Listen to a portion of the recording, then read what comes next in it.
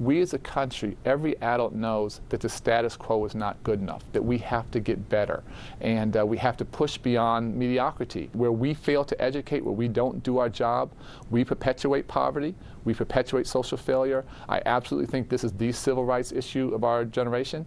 We all need to do more, we all need to challenge the status quo, and we need to behave differently as we relate to each other. And I think you see people committed to doing that.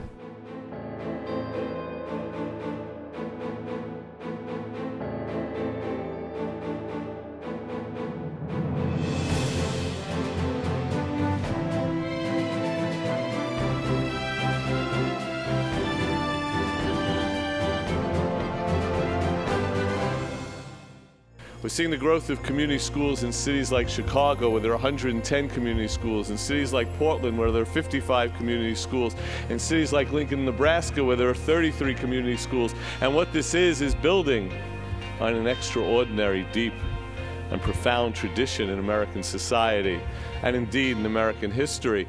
The founders of this movement were really those who, in the early stages of our country and other societies throughout the world, created these little buildings, and they ingathered, as Ira pointed out, the children. And they ingathered the children to train them on how to make their communities a little better. Now they became more sophisticated through the years, but the purposes did not change. And in fact, because there was only one room and there was only one little building, and it might be the center of the community because there was no other public building. It was, in fact, the community building. But now, certainly since 1997 and the formation of the Coalition for Community Schools, there has been increasing growth and development of community schools throughout this country. And the question in part is, why is this happening? It's happening because there is the understanding, the deep understanding, that for young people to succeed requires more, as Dewey and Adams knew, than a school open 9 to 3 or 8 to 2.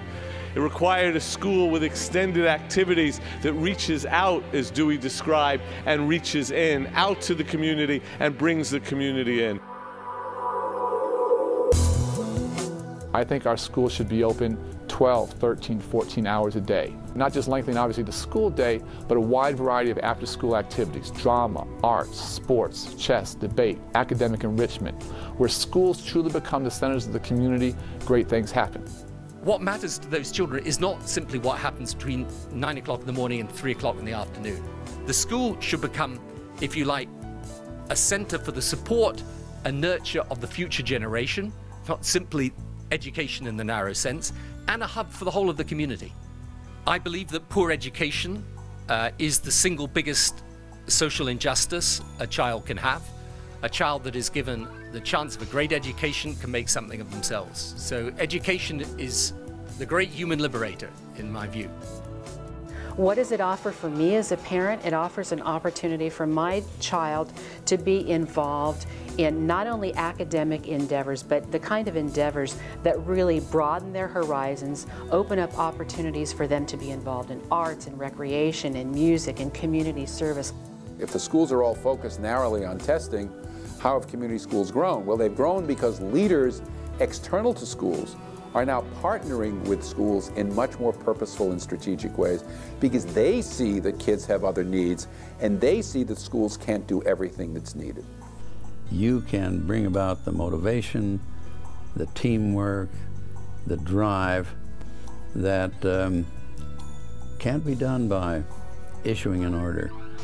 It can only be done by cultivating people's trust and conviction that they're a part of the solution.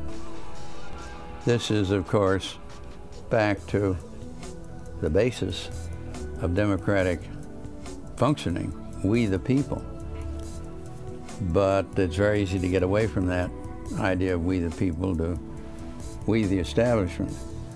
So community schools are crucial for fulfilling the democratic promise of America for all Americans, and in fact for fulfilling the promise to young people that all young people can have a fair chance to succeed, to develop, to grow.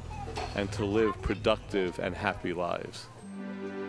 It will be a canvas full of possibilities. So that is my take on community schools. There is no limit or no boundaries. This thing could really be huge and change lives. We must fundamentally make that our mission, that our job, to see that every last one of them one day has the opportunity to sit here in the halls of Congress and address people about what is important.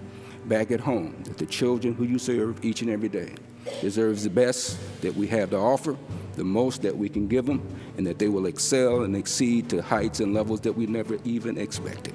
So as I say, my grandmother's smiling down on me today, because I was a young man that they would say never would have amounted to much. I sit here today very proud to be able to say to you that what you're doing will make significant difference in the lives of young people across this country. Do not focus on you. Focus on the children. And if that is our focus, then partnership will not only be possible, but it will be successful. Thank you for all you do. America is a better place for what you do. Thank you very much.